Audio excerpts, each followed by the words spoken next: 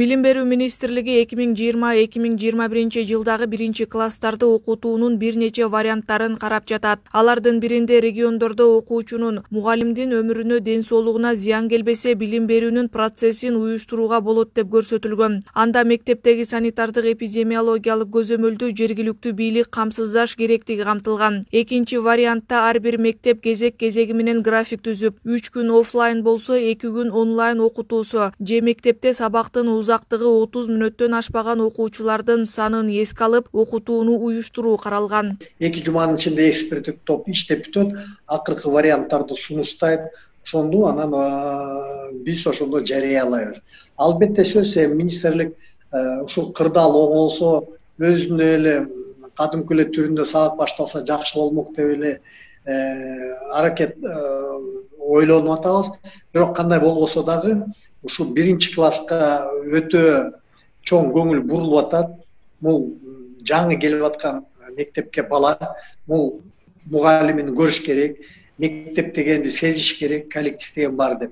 Бирок бул албетте сөзсүз, эгерде ошондой болгон вариантка дагы барсак, бул Минздравдын макулдугу менен болот, албетте сөзсүз. Ата-эне өзү ошо баланы окутам деген себеп, ата-эненин да өзүнүн укугу бар, окутам деген аракети болот, мектепке жеткизип берем баланы деген себеп, транспортты көрүп атасыңар. Ошонун негизинде биз сунуш кылабыз. Жыйынтыгын кандай кылат, муну ата-эне өзү чечет да.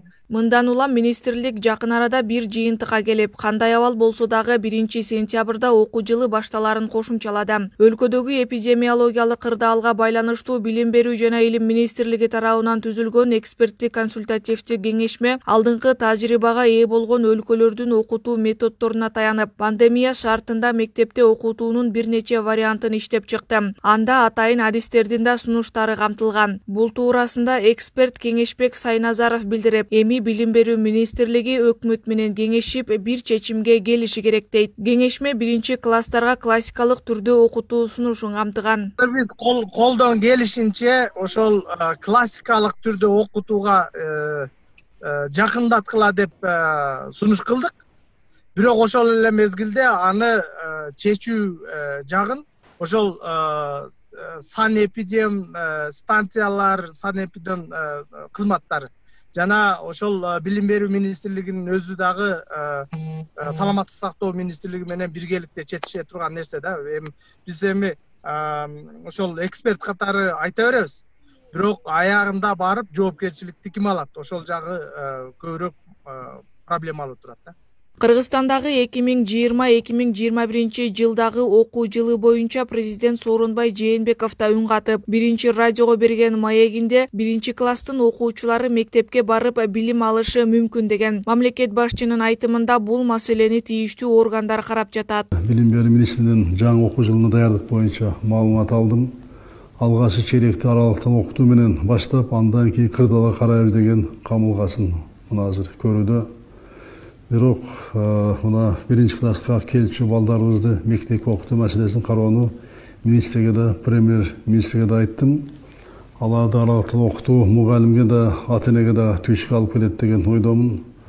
Ошондуктан азыр бул маселени тиешелүү жогоруда айткандай органдар карап жатышат. 2019-2020 жылдын 4-чейреги онлайн режимде окутулуп, бир топ кыйынчылык жаралган. Мындан улам агартуу тармагынын айрым адистери мамлекетте эпидемиологиялык абал өзгөрүлбөсө окуу жылын жылдырып турууну сунушташууда. Анткени 1-класска барган окуучуга мугалим алгач жазганды үйрөтүп, тамганы таануусун тыкыр көзөмөлгө алыш керек. Эгерде окутуу башталгыч класска онлайн режимде өтсө, жыл соңунда сабак берген мугалимге жыйынтык натыйжасыз болуп калышы ыктымал. Эң негизгиси аларга деген жазууну, окууну үйрөтүп чыгышыбыз керек да, эң негизгиси. Анан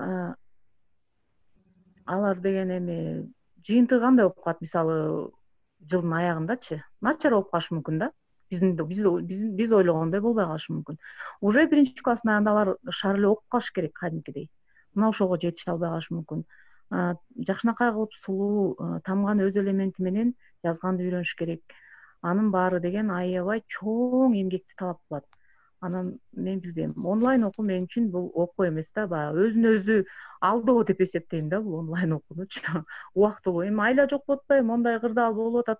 Эгер кырдаал айыл жеринде эмес, деги эле шаарда деле эгер турукташып кетсе, менин оюмча окуткан оң. Билим берүү жана илим министрлиги 2020-2021 жылы 1-класска 105 000 окуучу келери күтүлүп жатканын билдирген. Бирок айрым ата-энелер быйылкы окутуу онлайн режимде өтөөрү пландалып жаткандыктан балдарын мектепке жибербөөнү туура көрүүдө. Анткени үйдө баланын окуусун көзөмөлдөөгө шарт жок дейт Бишкек шаарынын тургуну Зарема Өмүралиева. Ал жолдошу экөө тең күндүз жумушта болгондуктан улуу кызы быйыл 1-класска барбай калды. Ата-эненин пикиринде башталгыч класска барган окуучу онлайн режимде эмес, мектепке барып билим алышы керек. Быйыл улуу кызымды 1-класска бермекпиз. Бул пандемияга байланыштуу кызыбызды берген жокпуз. Себеби 1-класстар онлайн окугандыктан үйдө көзөмөлдөп окутканга эч ким жок. Жолдошум экөөбүз тең иштейбиз. Өзүбүз Восток 5-те турабыз. Өзүбүзгө жакын 66 мектепке берели дегенбиз. Онлайн каттоодон өтүш керек болгондуктан ал жакта орун жок, биз кечигип калдык. Коронавирус кетип баары өзүнүн оңуна келсе, кийинки жылы окууга берели деп жатабыз. Буга чейин Билим берүү министрлиги жаңы окуу жылынын 1-чейреги онлайн режимде окутуу пландалып жатканын билдирген. Мындай чечим өлкөдөгү эпидемиологиялык кырдаалды жана саламаттыкты сактоо министрлигинин сунушун эске алуу менен кабыл алынган. Акылай Маратова, Тилеке Шенкулов, Next TV күндүн темасы үчүн.